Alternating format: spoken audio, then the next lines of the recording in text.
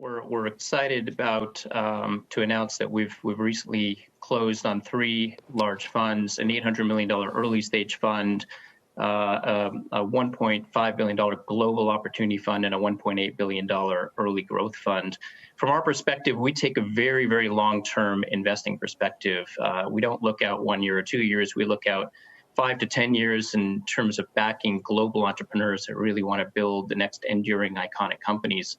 In terms of what's happening today, there is certainly a lot of uncertainty. As you're seeing in the public markets, companies are having a hard time guiding what Q2 and Q3 are going to look like, and so that is also trickling down into the private markets, where we're having a hard time really understanding where Q2 and Q3 are going to trend. However, as we look at companies that are building disruptive technologies that are taking on very, very large markets, we do think that there's a ton of opportunity to invest behind entrepreneurs that want to build enduring companies. When did you raise that money? I mean, was that as recent as after COVID-19 had spread to the U.S. and has shut down the economy, and you still had that kind of money pouring in? We started raising in early January, and we've been very, very lucky to have a stable, long-term oriented set of LPs that have been with us through many fund cycles, going back to over 20 years. And so even as uncertainty started to happen going into January and February, LPs really recognize that we take a long-term perspective on investing, and we're very supportive of our funds and our global perspective, as well as our early stage and growth stage mindset. And to what extent do you expect to invest those funds in a totally new environment, or are you going to wait until things go back to normal and do what you've always done? I guess I'm asking whether there are serious shifts you're expecting to be at play and long-term beneficiaries from those shifts. Yeah, two questions. So I don't know if there is a normal. We're adapting to the new normal. We're being very deliberate about our investing philosophy. We're taking time to spend time with entrepreneurs, with founders, to really understand how they're adapting to the new normal, how they're thinking about a potential slowdown, how they're thinking about accelerating through that slowdown, how they're really taking advantage of an unfair advantage, whether it's a technical unfair advantage, whether it's a business model that adapts to this new world, and how they're thinking about building a 5 to 10 year company. Now, we are being more deliberate. We are being very thoughtful in terms of our investment philosophy, but we are open for business. And in terms of where we're spending time and where we're investing, it's a number of areas.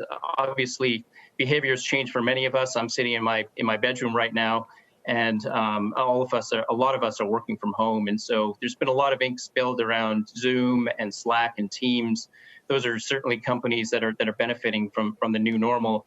We're looking at the first derivative of that, and Lightspeed spends a lot of time in both the enterprise and the consumer worlds. And so I'll divide where we're spending time into two areas. One, on the enterprise side, where I spend a lot of my time, we're looking at the first derivative of what happens in this post-COVID world as our behaviors change.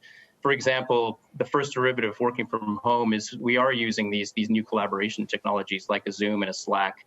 We're training employees worldwide to really communicate in real time over these mediums. And so companies like, for example, a MoveWorks, which is using AI and chatbots to resolve help desk and service problems, is a real beneficiary of this new work from home environment, where instead of calling your help desk, you can actually talk to a chatbot. But we're also looking at consumer behaviors. You know, now that we're spending a lot more time at home, we're seeing new social behaviors, and companies like a Cameo can benefit for this, or new buying behaviors. We'll talk a lot about that, but just in terms of the portfolio companies that you already have, I would imagine there's a lot of pain out there, especially for early stage startups. Have any of your companies that you've invested in had to take advantage of the PPP program from the federal government to help small business?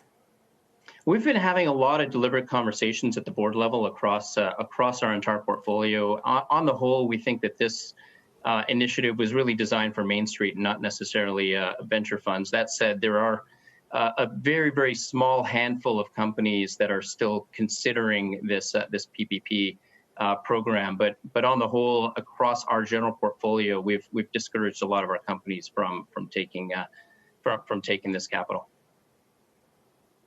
You've discouraged them, but there are other venture capital and private equity funds that we hear about where some of the companies they invest in are taking that. Are you saying that that's wrong?